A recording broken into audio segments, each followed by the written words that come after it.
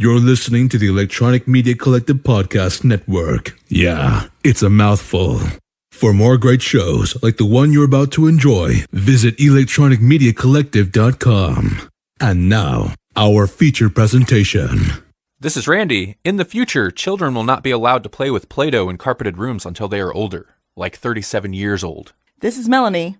And in the future, optical lenses will be so advanced, we'll be able to have night vision, zoom, and data boxes pop up so we can pretend we're the Terminator. This is Jesse. In the future, whenever DuckTales comes on, replace DuckTales with Duck Butts. Woo!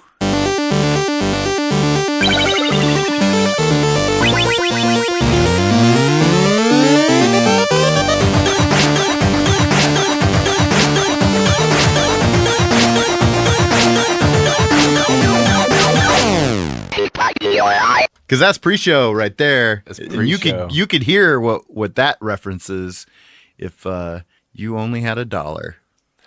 I'd buy that for $1. Me too. I like that it went sad.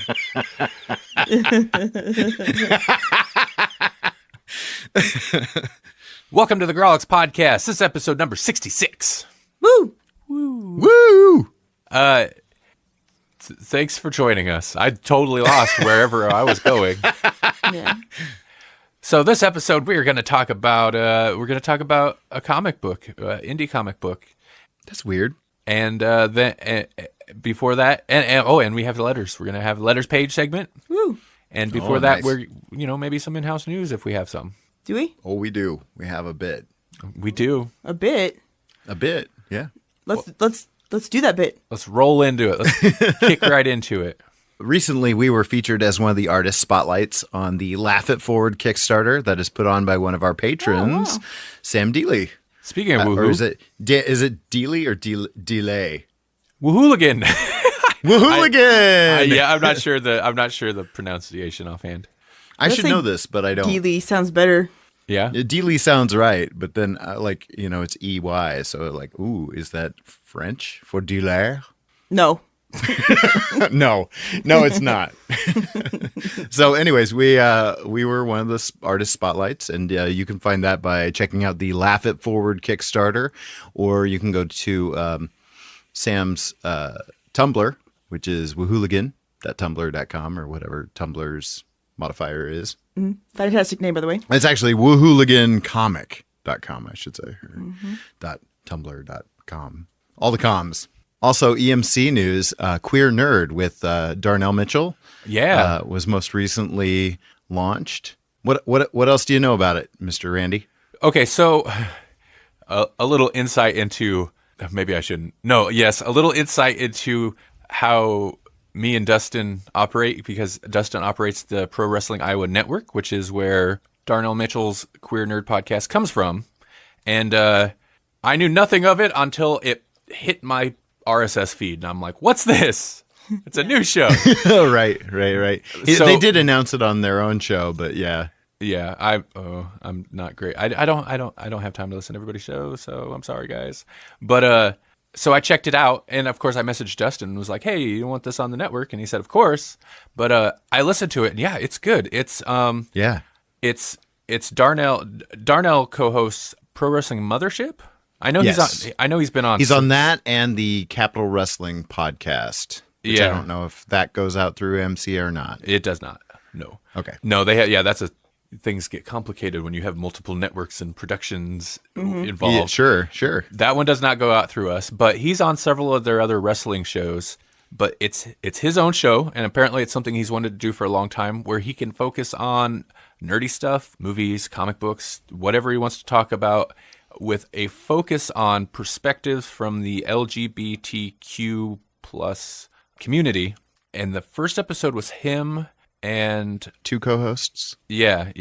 And it Yeah. sounds like it'll kind of vary. They'll have guests and stuff on every so often. A lot of it's just talking about, like, they did talk about wrestling and stuff, but some other things as well from their perspective, and like what these various nerdy things have meant to them, and kind of their segue into these things. But yeah, it's a very interesting show. So I'm excited to have it on the network. Yeah. I don't know how frequent frequently it'll come out, but it's good. You should definitely check it out.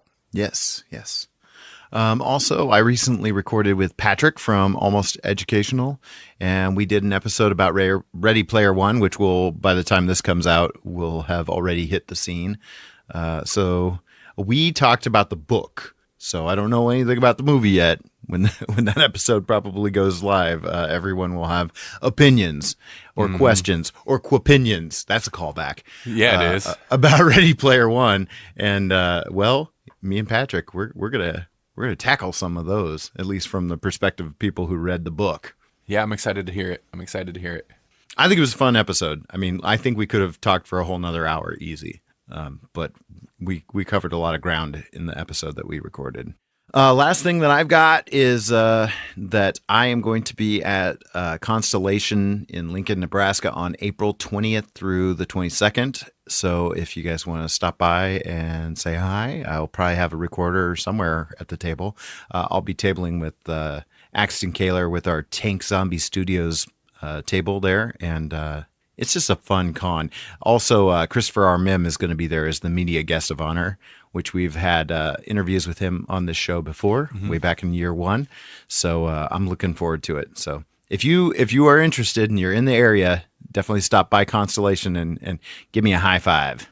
That reminds me, we need to have Axton on the show. Okay. We do. I'm fine with that. Let's do it. Axton, we're going to get you on the show.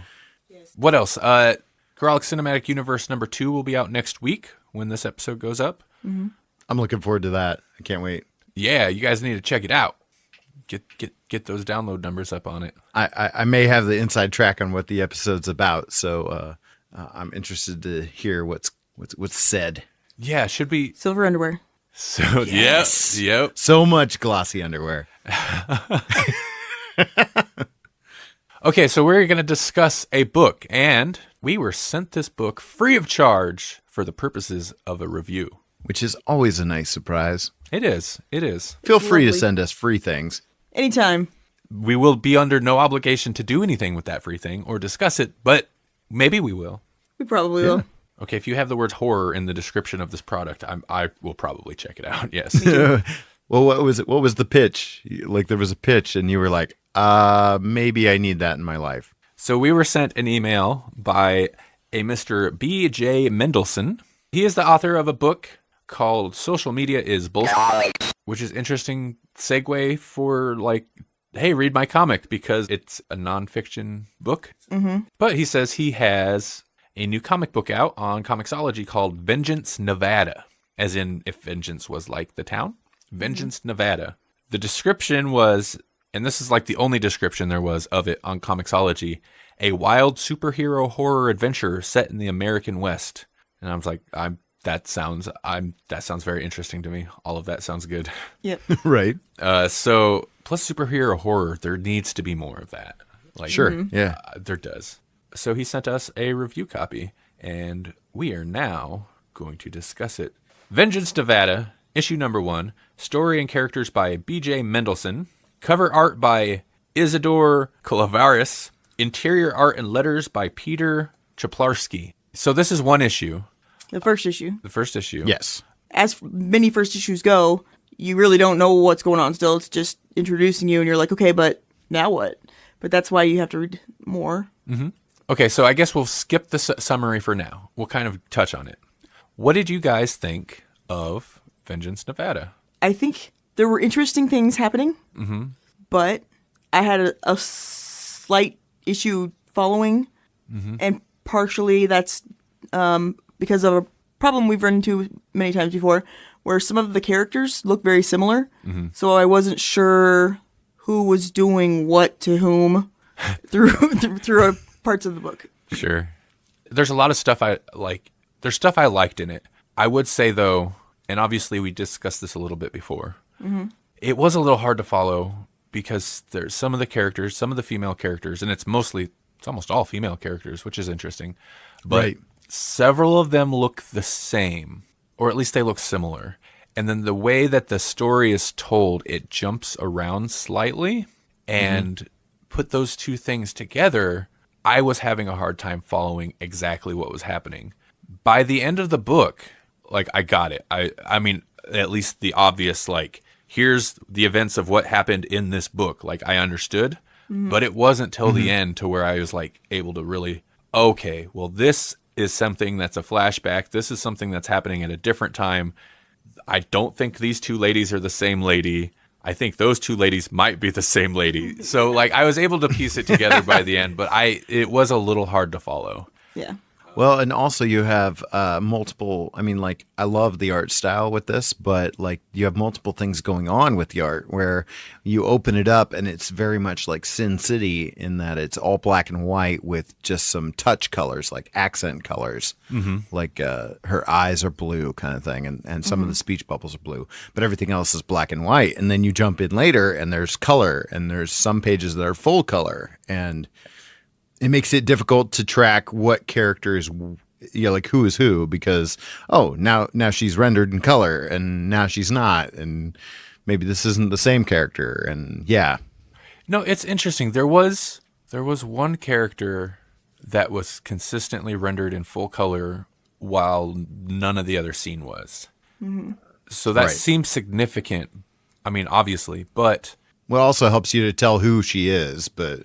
They almost could have pushed that a little further. For example, there's a part where it's a lot of discussion going along top of another separate scene of like a bank robbery or something. Maybe using some color there would have helped separate those things, or I don't know. I'm not trying to give suggestions, but I like a black and white book with interesting use of color. It just seemed kind of odd, the choices as to when that color was used in this. Right. It seems like any time that there is color that's used at all, there's something supernatural about it, if that makes sense. Like, no, it totally does, because with the two characters that are rendered in like full color are most definitely supernatural type characters. And then the character that has the blue eyes has blue eyes when, as what I could gather, they were kind of possessed by some type of supernatural thing, right, or something. Yeah, I think that's the significance. Are they robots? I don't think so. Okay, I thought they were at first. So here's the synopsis from what I could tell. Was she a cop? I thought she was like an officer of some kind. Was she not wearing a police suit? Kristen? Yeah, I think so. Yeah. Okay. So much of the story we follow her. It starts in present, it starts now, and she has the blue eyes, and she's going to some building that looks kind of like the hotel that Angel has in Angel. It does. Okay, thank God it's not just me. Season 2 or 3. Yeah. I'm in season 2 now, and they're living in this big hotel, and that also takes place in Los Angeles. So. Exactly. That's why I was like, is that the same hotel? Or maybe it's modeled after it. Okay, so everybody involved watches Angel but me. BJ, I will message you. I want to know. Or maybe that was the artist's decision. I mean, it's the art, obviously, but like, I want to know. Angel? Was it a reference? So, but she goes there and she goes into this apartment and she's hanging out with a cat. Then we get flashback to her without blue eyes. We don't know how long ago it was. And that was in Nevada, right? Yes. Okay. And she's or the border, California-Nevada border. Okay. And she's, whatever. She's just chilling she's doing the cop thing, sitting on the side of the road, waiting for somebody to drive by or something. And she's playing on her phone and talking to what I'm assuming is the dispatcher. Through their conversation, we get basically a backstory of her relationship with this guy. Mm-hmm. And at first, this is where it's a little confusing in how, like, it's portrayed. But basically, and we're going to go spoilers on this specific issue. I mean, obviously, we don't know anything past this issue, but spoilers on this issue, right? That's okay, you think? Yeah. Okay. And so while they're having this conversation, and she says that her boyfriend is at some insurance convention thing, we get these people robbing, like it's basically a bank robbery with like superheroes and villains. And during this bank robbery, one of the villains seems like they're hit with some type of, it's a little unclear, hit with some type of magic or something, but basically gets shot and dies, I believe, and it becomes clear that that's her boyfriend. I thought that was a good story moment. I really liked that. The dialogue between the dispatcher and Kristen to establish their relationship seemed a little on the nose, but it wasn't bad. And I think once I figured out like what the deal was with this bank robbery scene, I was like, oh, that's pretty good. It's got some decent impact. Yeah. It was, the storytelling was good and the story itself was good. Not that the art was bad, but just the way they fit them together could have been smoother. Yeah, I would agree with that. And then some weird thing appears next to her car. Robot ghost. Yeah, like It's at first it looked like her, half her, half robot. Then it was like half robot, half Angel. insect, but a winged thing. Like an angel skeleton. And then it flew off, and she chased after it and said something about I don't talk to dead things don't talk or something. I don't know. It was weird. Yeah. And then this other woman appears who looked like her, I thought. Yeah. But also the woman could shapeshift. So there was one page where it was a panel of a bunch of different women talking to her, and I was like, oh, okay. and I was starting to get really worried until Kristen said something about, especially I don't trust especially shapeshifters or something. I was like, okay, thank God. Like I'm still with it. I'm still on board. I'm still like following. But essentially, it's death disguised as a Syntharian or whatever that means. That's what the angel skeleton robots. Those are. Yeah. Yeah. So is it like a zombie type of situation where they're out there? They came to the planet to live because their planet was dying, I believe, was brought up at some point, but they were already dead or something of that nature. And then there was a war between people and them. I got that. Well, it was kind of interesting because like she was apparently a soldier at some point, and he just barely touches on this, but I actually kind of thought this was pretty interesting. Was she was a soldier in Afghanistan, but in the like little bit of flashback scene we get there, it's like a panel or so. They're fighting those things in Afghanistan. I was like, oh, that's okay. That's interesting. They were dead though already. Right. So I guess they're technically zombies. I'm not sure the whole They're logistics of how it works. They're alien angels, skeleton zombies. Yeah. Robots. Shapeshifters. but Death tells her this tale of this woman who was their protector who made this flame sword or something, and that the flame, she is supposed to have the flame sword or something. Right. And then, but then that's weird when she touches it, and then there's some blonde chick talking about everybody being judged. Yeah, she goes to grab it. She gets blown back against the car.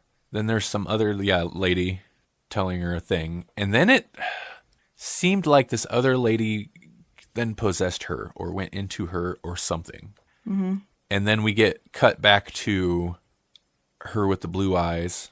Actually, I think the eye color might have changed at this point. I think it might have been orange eyes. But anyway, her with the colored eyes sitting in the apartment. And then we jump to these superheroes on a roof, and they just throw us into it. Right. They're having a conversation about these factions or something, and that's the end of the issue. Like, it's obviously like, I mean, it left it interesting enough. I was like, oh, okay, I'm curious about Sure, this. you got like this team, and we're like, well, I want to know more about this team now. This like superhero team, and one of them is like a gorilla in like a Sherlock Holmes looking outfit, and I was like, what's that? I want to. And they all just poured in at the end. You got one that's like a troclophane type of orb that just floats around. You got like a Hellboy demon woman thing. One that's like a giant, maybe. I don't know. Yeah, once we got past the stuff in the desert, I was like, okay, I the pieces fallen in place. I get what's happening in the desert. It's actually pretty straightforward storytelling. I'm conflicted about this whole superhero conversation at the end because on one hand, there's clearly like he's done a lot of world building already. He's got things set up. There's these factions set up. There's all these a bunch of existing characters. It really gives us a glimpse that like this is a superhero world because. And maybe that's a little what's jarring about the bank heist scene is there's like no superhero talk, no superhero mention until suddenly there's like people in costumes in a bank. And I'm like, what's this? Okay. And people wear costumes to rob banks all the time. Yeah. So the segue into, hey, this is a superhero book is a little weird. It's just like, but whatever. I guess that's not something you usually have to worry about. So I like that it doesn't handle it like, here's another origin story. We got to hit the necessary. I mean, it is a little bit origin story, but we got to hit the necessary things that make it an origin story. We got to spell everything out. Like, it doesn't do that.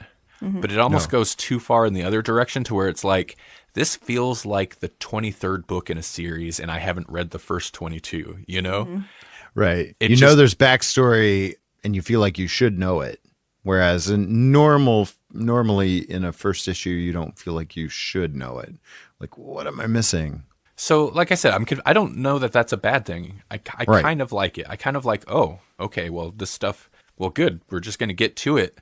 But it does throw you a little bit because I don't know what they're talking about. Offhand, I don't remember what the names of any of these things were. But yeah, as an ongoing series, I think it's an okay first issue. It just throws you into it, and I'm assuming you'd fill it out more as you go.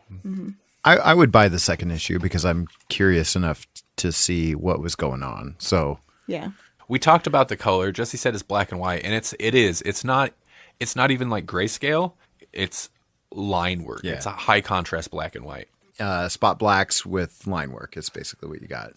I like the art though. Like I think the art, I agree. I think the art looks nice. With some indie books, it's always a little bit of a worry, when somebody's like, "Hey, I just released this book and you want to check it out." It's like, "Yeah, okay. Well, okay. What is this?" There's always a little bit of a worry as to like, even if the story's good, sometimes the art's like, I can overlook it, but it's like, oh yeah, that, maybe it's a little refinement. And I didn't find that to be the case with this. And I think it does have a cool, like, it looks like an indie book. It doesn't necessarily, I mean, it could be a big 2 book, but it has a style to it. Yeah. But it's good. The proportions are good. The layouts are okay. Maybe that's part of the trouble is the layouts were a little confusing. But I didn't have any of the word balloon issues that I've had with other books. And that's not even just an indie thing. It's something I mention a lot because I hate when this happens to where it's hard to follow the flow of dialogue. Yeah. And I didn't have that issue at all. I thought that was fine. So overall, though, good book. Yes. Yeah, I liked it. Yeah. Me too. I like the concept of at least what we got here. And it seems like there's a lot of potential for it to go interesting places. I agree.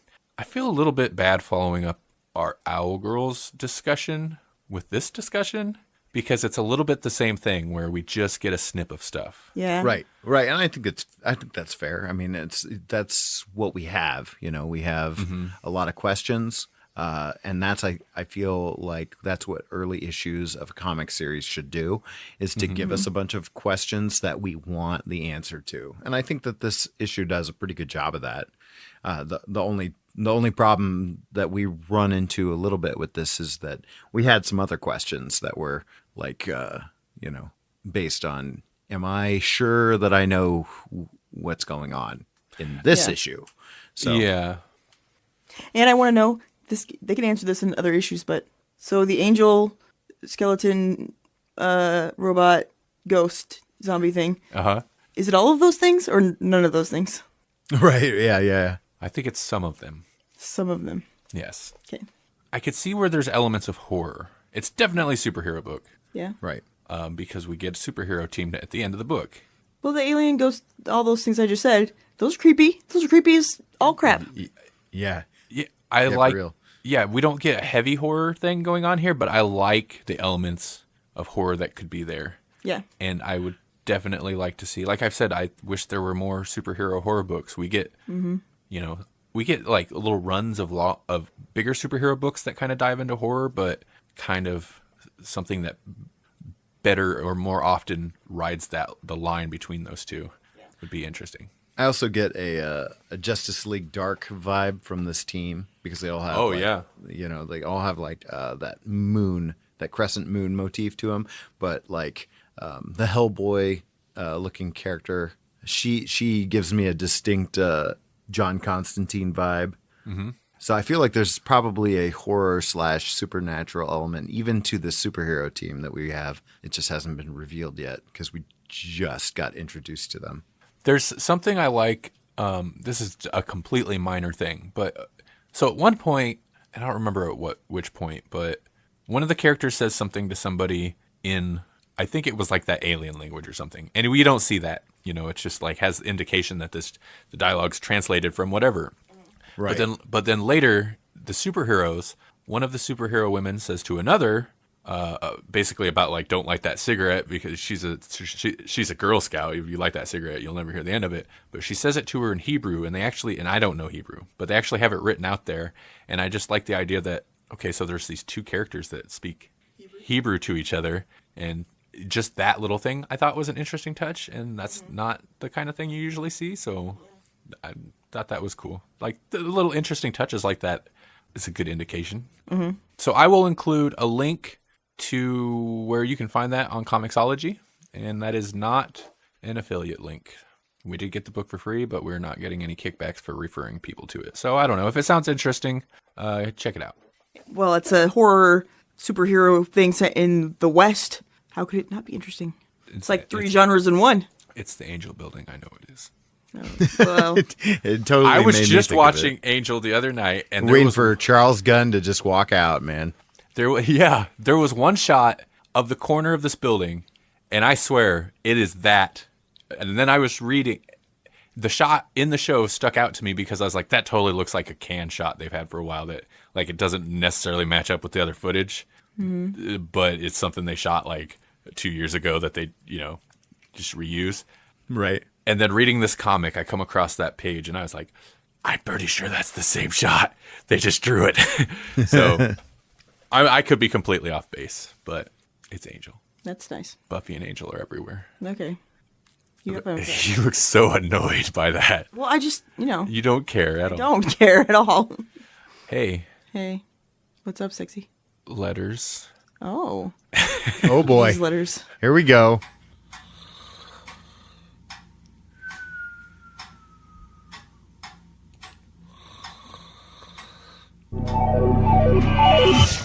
Whoa. Who turned out the lights?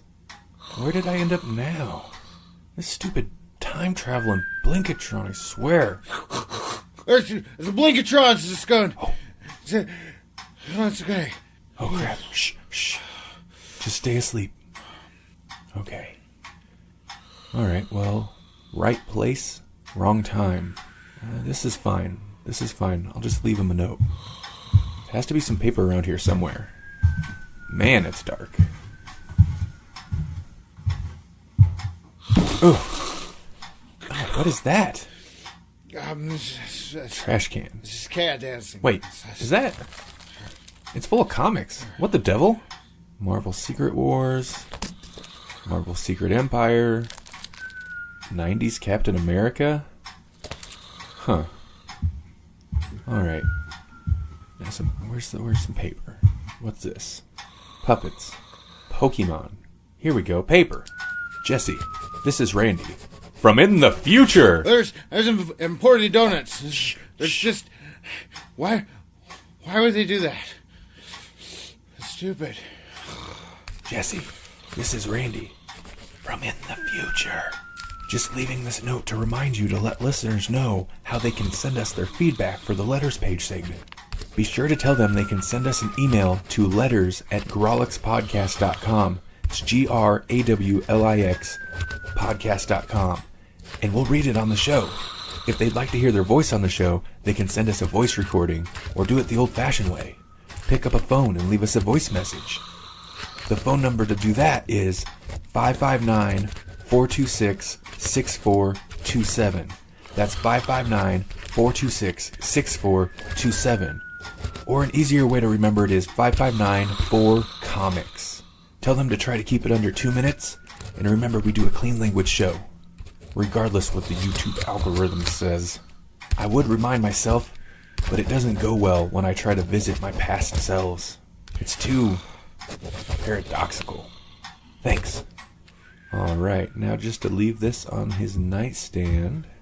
There's a spider buggy. And with that taken care of, I can try to get back to episode 100. There's too much exhaust. Wait a minute.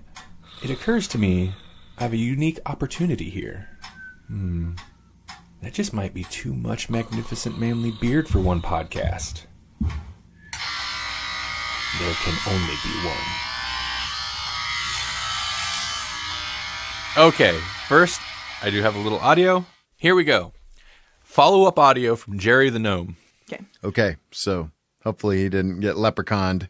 Yeah, listener, if you don't follow us on Facebook or anything, or Twitter, you may have missed. Me and Jesse did a live stream video Yeah. on St. Patrick's Day, and during which we played, it totally could have been a Grawlix Bites, but we played audio from Matt D, the latest installment in his ongoing Jerry the Gnome series. And I have some stuff to say about that after this, but here's another clip. Okay. Hey, Grawlix Podcast. This here's Jerry the Gnome. And look, I gotta tell you, I may have made a mistake. I accidentally started a war with the leprechauns. I may have said a few things out of context to the king of the leprechauns, but hey, what are you gonna do when you don't like somebody that just sits around all day and looks at their gold? Look, I know, Jesse, you don't like us little gnomes, but, we're actually trying to do something good out here. Look, our hats may be dipped in the blood of unbaptized children, but, hey, we're pagan. Give us a break, all right? Look, the problem is that leprechauns, they tend to be a bit angry when you, kiss their Blarney Stone and, call them green meanies. But, look, I just gotta tell you, be careful out there. In fact, hold on a second. I think I hear some of them coming. Oh, the Irish eyes are smiling. Oh, hey, you over there. You with the red hat. What are you doing? Oh, crap, I've been spotted. Look, I don't have much longer to live tonight. I don't know what's going to happen to me. Yes, you, get over here. I'm going to have to go. Talk to you later. Huh. Again, nothing about that audio leads me to believe that the leprechaun is doing anything wrong. Other than just being there and noticing that there is an interloper. Mm-hmm. Well, maybe you're a little biased because I might be biased, fine. That may be my bias showing. So Matt sent me an email shortly after that, and I will read some of it. But I don't know how much he wants me to say, but he was asking me about audio production tips, and he said that might be the last Jerry the Gnome audio clip we get from him for a while, because he's thinking about producing some 15-minute long audio episodes that he'll put up on his blog or something. That's awesome. Okay. So he's basically starting a mini podcast, like a webisode series. Yeah, and he asked a couple times if he was crazy for starting this thing based on a random lark. No, to torture or to make fun of Jesse. So that's how our podcast started. Yeah. I was like, you're not. If you are crazy, I'm not the one to judge, because that's exactly the kind of thing I would want to do. So yeah, and I mean, inspiration comes from everywhere. Yeah, exactly. So I'm on board, because honestly, when I listened to that last one, which ended with like him getting jumped or something, there was some mention of war, and I was like, this could totally be an ongoing like series. I kind of hope it takes the it that Leprechaun Wars. Yeah. So. Yeah, that's good. And good Jerry fun. the Gnome has slowly evolved into just like this blue collar, this he's just doing his job. He's just doing his job. I do want to ask the Superior Comic Squad. Oh man, what do you guys think of the Leprechaun's accent there? Because oh my. Jesse's reaction when he first started with that, I loved it. Well, I have a little bit of Irish in me there, so I may have been a little sensitive to it. Oh, man. No, that was great. I enjoyed that quite a bit. And I would love to hear further installments of that. Okay, on to the email. Okay. Also, Matt, I'm sure I've lost like regular written emails from him. Mm-hmm. So if I haven't read something, I'm sorry. it happens. I guess so. I don't usually lose my emails, but Yeah, because he gave us a response email to the video, didn't he? Yes, he did. Okay. Randy gets lots of emails. I get a lot of emails from Matt. So and we record once a month, so it's easy To get lose backlogged them. on it. Yeah. Yeah. Do you sort your mail into folders? Just wondering. I get email from one person. Oh, No, that's not true. That's not true. I get emails from a couple people. Well, he sent me several emails, so it's easy to lose track of them because it's not all one string. yeah. Right. They're not all one thread. In response specifically to the video, our live stream, he said he loved the reaction, left him in stitches. Also, as an avid hat wearer, he agrees it is like having dogs walk in a single path. I knew it. I knew it wasn't just a theory. There's science. He has been busy as curator to the supernatural, and the world is going crazy with the recent scrimmage by true gnomes and leprechauns. It's tough. It's a tough job. And, I couldn't do it. So more power to you, Matt. But on to the original thing. Here we go. Hey, Grawlixers, or is it Grawlix? Grawlixy. What would Grawlix Listeners be? listeners or us, just plural, Grawlixers? We are Grawlixers, I would say. They're Grawlixies. And they are Grawlixies. Okay. Is that the term? It just rolls right off the tongue. It's like Grawlixies. It's like I galaxies, feel like only we with just the- made that up. Grawlixies. Yeah. Grawlixies. Yeah. Like parentheses, only Grawlixies. Yes. Similar. Yeah, just like that. Matt writes, so I listened to your Owl Girls review, and I must say, adding DC to the poll list? Consider it done. Let's see. Secret Wars? That was DC, right? Civil War? That too? Oh, definitely know that Maximum Carnage was DC. Yeah. He says he's just kidding. Well, I have to say I like the synopsis of Owl Girls, but from your review, I think it may not be for me. I decided to track down some more info on the publisher Red Anvil Comics, and when my ADHA? Is that a typo? Maybe. Maybe. I'm assuming ADHD? Wait, is that a thing? Yeah, ADHD is a thing. Attention deficit hyperactivity disorder. Maybe he doesn't have a disorder. Maybe he has a. It's a ability. Yeah. Attention It's an deficit. ability. Hyperactive ability kicked in. I like it. That's taking ownership. Yep. And I saw something that made me go, I have to find this comic. Oh, good. Hey. The book in question is called War of the Independents. This is from Red Anvil. Oh, yeah. Actually, I've actually read the first issue of that. Oh, really? Yeah. He says over 200 independent and creator-owned characters and the largest intercompany crossover. From the cover alone, we have Cerebrus, Flaming Carrot, Gumby. How did I not see this? Shy? Is it Shy? She? Shy? Oh, yeah. She. Captain Canuck, Tick, Madman, and Bone. I have to find this book. I did not know this was a thing. Yeah. Is it good? I mean, yeah, it's worth a read for sure. I mean, all those characters alone. Yeah. It's kind of hard to mash them all up and give them, like a cohesive story plot that's going to highlight that many characters. But yeah, I read it and enjoyed it. I would have liked to seen it stretched out because I think it's only 2 issues. So I think with that many characters, man, you could really give it more than 2 issues. But Yeah. They should each have an issue of their own. oh man, that's where they should have gone with it. Is had Yep. every property do their own tie-in. Man, that would have been rad. That would have been pretty cool. God, even just what they did has to be a ton to coordinate. Right. All right. Well, that's all I got. I may or may not read Owl Girls. Probably not. It's fair. It's fair. Right. Have a great couple of weeks and looking forward to next episode. You guys and gal rock. Your opinions are why I listen. Oh.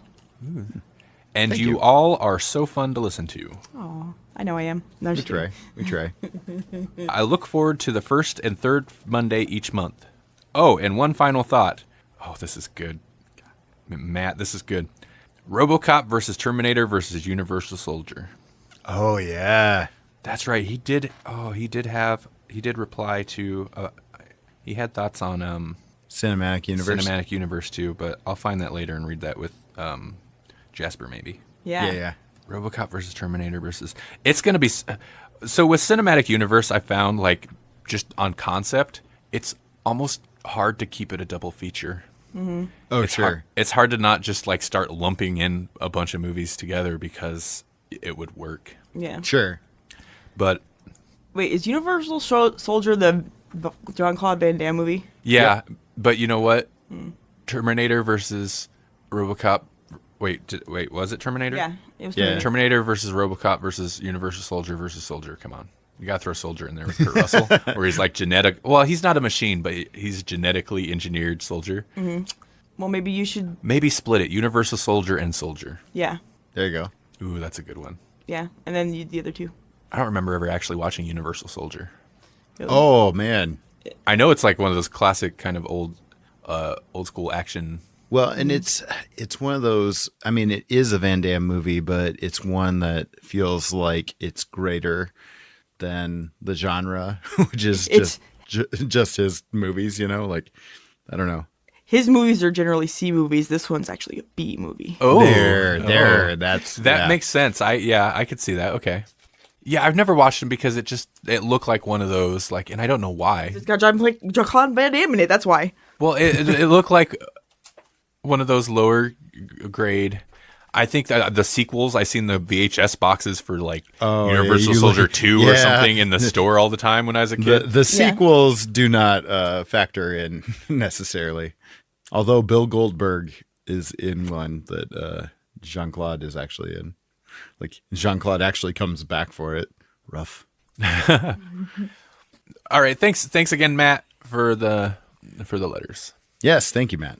Yes, and the inspiration. Mm-hmm. And Yeah, it makes me feel good. fandom that we have been missing for the previous years of our Yeah, existence. we were lucky to have made it 4 years without somebody telling us that we're doing a decent job.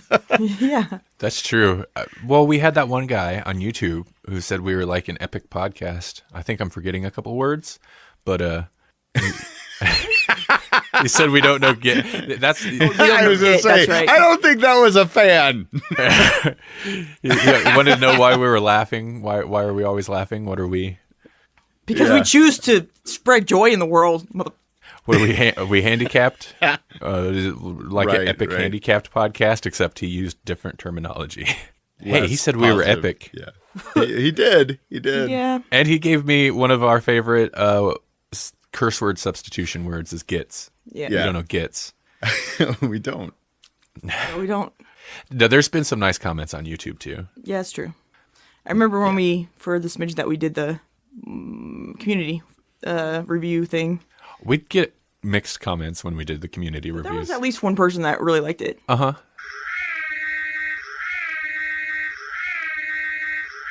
Are you haunted by shadow people in the middle of the night? Do you secretly love all things creepy and spooky, enjoying ghost stories and horror fiction from the best storytellers? Do you have a true ghost experience you want to share, but no one will believe you? If yes, listen to the professionals on What Are You Afraid of? Horror Paranormal Show Friday nights at 9 p.m. on Para X Radio and at www.whatareyouafraidofpodcast.com. What are you afraid of on Para X? Our creepy and demented hosts are on call to provide you with all your spooky needs with true ghost stories, interviews, indie music, and new horror fiction. We are ready to scare you. Para X. Hey guys, it's the Zigman and Zach Tagus, and when you finish it up listening to this great podcast, make sure you head on over and check out Shotgun Wrestling Radio. That's right, we're new to the EMT Podcast Network. Over at Shotgun Wrestling Radio, we give you the latest news in professional wrestling. That's right, we cover WWE, Ring of Honor, Impact Wrestling, and more. Want to know what's going on in the events in the Iowa Independence Scene? We cover that too with our Pro Wrestling Calendar. That's right, Zigman. Not only do we cover that, but we also have a wide variety of interviews with pro wrestlers, both past and present. All our interviews can be found on our Facebook page, facebook.com/Shotgun Radio and the number 1. We hope you'll take the time to give us a listen, and remember to give us a like and follow on Twitter and Facebook at Shotgun Radio and the number 1. This has been Randy. You can't run from this war, soldier. Not under my command. You're growing weak. You should have taken your Grawlix. This is Melanie, and I'm more than the exalted ruler of this land and master of all I survey. I'm also a concerned Grawlix. This is Jesse. Excuse me, you're not supposed to be on your phone. It's bad for the plane. Oh, I'm sorry. Are you a plane doctor? No? So shut the Grawlix up.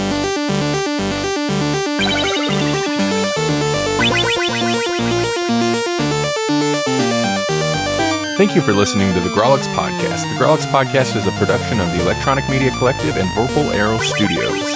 For more Grawlix Podcast, visit grawlixpodcast.com. Like us on Facebook at facebook.com/grawlixpodcast, or follow us on Twitter at grawlixpodcast. We're also everywhere. All the time. All at once.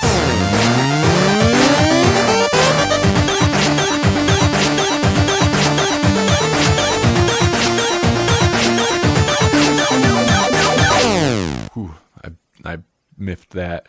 Is that a word? Biffed. I don't think that's a good word. Miffed is kind of like a synonym for angry, isn't it? Oh, is it? Yeah, I guess it is. I thought it had something to do with vaginas. Oh, that's another thing that. Oh, is it? Whoa. Oops. Don't worry. This is all getting cut. I'm trying to think of what other. There's got to be something, right? Was there other in-house stuff? Why are they called earmuffs then? Oh my god! Well, now I can't cut that because that's funny. Oh Jesus, that's just wrong. Don't think about it too hard. I'm not going to.